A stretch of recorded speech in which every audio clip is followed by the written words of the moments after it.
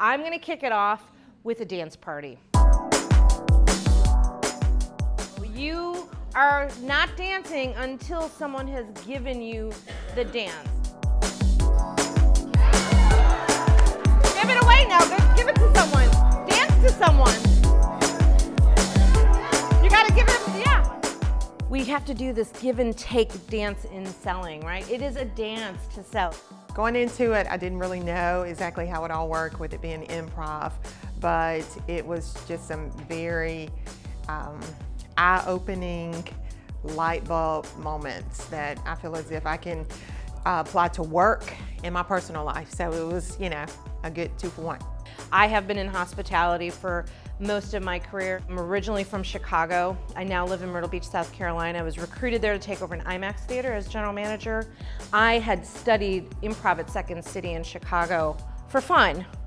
And it set me on my track in my career. It helped me see what my skill set was creatively. So it actually got me on a career path of sales and marketing. What we're going to do today is really take improv and apply it to active listening, and then how do we apply that active listening in the sales conversation? This is actually one of the best sales training programs that I have encountered. I've been through many throughout my career, but Gina is very engaging. She makes it fun. We're gonna focus on our listening skills to overcome sales objections.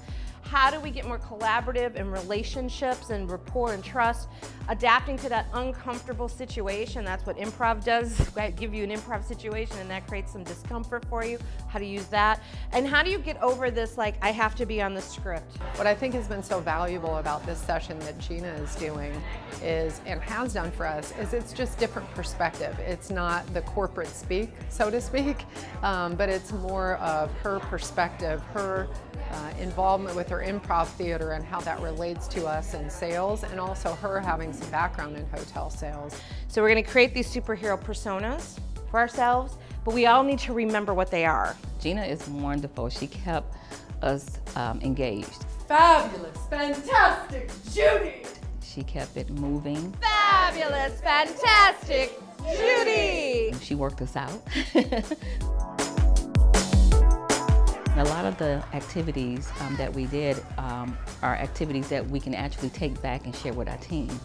How did that exercise feel to you? For me, it was funny because Gina's and I was pretty straightforward, but then as we got around the circle, I looked at Gina, I'm like, oh dear God, how are we gonna remember this? Because it was like, all this stuff was going on, and I was like, okay, this will be good. We try to do more than we need to do, right? We have to put in like the sweet, happy diva, right? And like at one point, Judy and I are like, what's angels? And I'm like, I can't remember. We have to constantly pay attention to things changing too, because clients change their mind, change their thoughts, change their needs, and we have to be able to consistently stay on top of what those changes are. When we get in front of an audience, we have to be able to win that audience over really quickly. We have to engage them, get their trust, collaborate with them, work together to create a show based on their needs, and we know what we're trying to get to, what results we're trying to create. It was just good things to grow on, and you know, you learn one thing and then, you know, it's kind of a layer. Then another thing comes up and then another thing comes up. Everybody's going to actually move around the room like your race cars. I'm gonna call out random numbers, and those random numbers are the amount of cars allowed at your pit stop. The session was 3 hours, and I think initially when everybody sat down, including me, we were like, oh my gosh, this is gonna take forever. 3! It absolutely sped by so quickly because we were up and down, we were getting engaged. 2! Again, another exercise to create some collaboration. The one main thing that she taught us was to say yes and instead of yes but. When we use yes and as a philosophy in improv, we're talking about acceptance versus agreement. So we're gonna listen, and then we're going to validate by repeating what we heard someone say. The things we need to focus on is listening. Listen, listen, listen. The and is also our way to divert. The and is a nicer but. I hope to take your next session. Yes, you hope to take my next session, and you're coming to Myrtle Beach to do it. Yes, I'm coming to Myrtle Beach to do it. And the beaches will make things so much better. Yes, the beaches will make things so much better, and you can drink alcohol there. She got me thinking about the yes and the and versus the but and the although or the however. Yes. So I said, I would like everyone at our hotel to get a new iPad. Yes, you would like everybody at the hotel to get a new iPad, and you would need to talk to Tricia about that. I was very comfortable saying yes and I feel like the person that I was talking to felt a little bit more comfortable. Your part of the yes and is listening to the yes but and finding a way to turn their buts into ands. What else happened? Christine gave a great example that we can use our ands with. Let's go GM say, I found out I spent this much money and I have this left over and I could use this and we can do this. And if I don't use it, then we're gonna lose it. So Yeah. say and but not make it a Just something as simple as replacing that but with an and takes the edge off of it sounding negative. It sounds like you're more collaborative.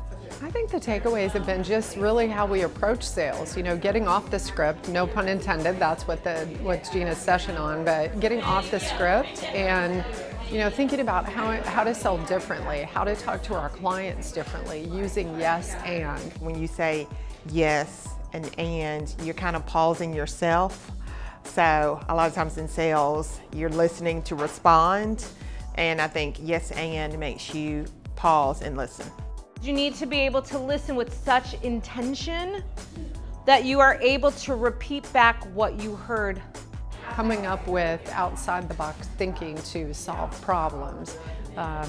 Therapy sessions where we listen more and talk less so that we understand what the client needs are, and getting off that script where we're building our relationships with them and not going directly to the sale, but giving that time to happen after we build the relationship.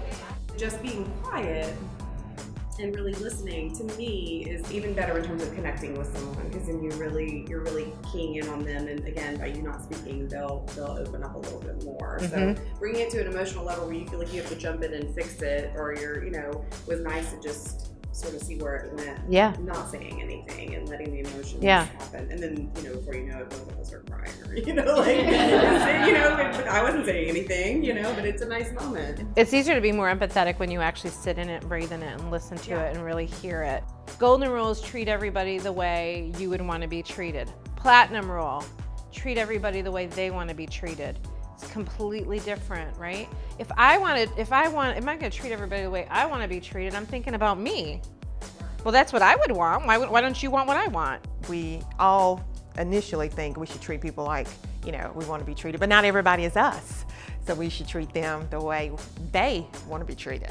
What I want you to do right now is write down a challenge or an obstacle or a sales objection or a problem that you want solved. On your next piece of paper, you're going to write down an object. You're going to solve one problem with at least one object, and then you're going to present it to the group. We were up and we were interacting with each other, and she just made it fun. Decide who's going to make the presentation. Not bored, not one time. Kept wanting to hear more and more or do more. I didn't really have any idea as to what the session was going to be about, and I thoroughly enjoyed it. Not boring at all, and just a lot of great takeaways. The session was awesome. I got quite a bit of takeaways. We did a lot of things today. We did yes and, we did superheroes, we raced like race cars, we did therapy, we solved problems, we did a lot of stuff. So use this, continue to use this when you get stuck. Great takeaways, great class. I think Gina is awesome at what she does. And you can tell she loves what she does because she kept us very, motivated, engaged, and uplifting.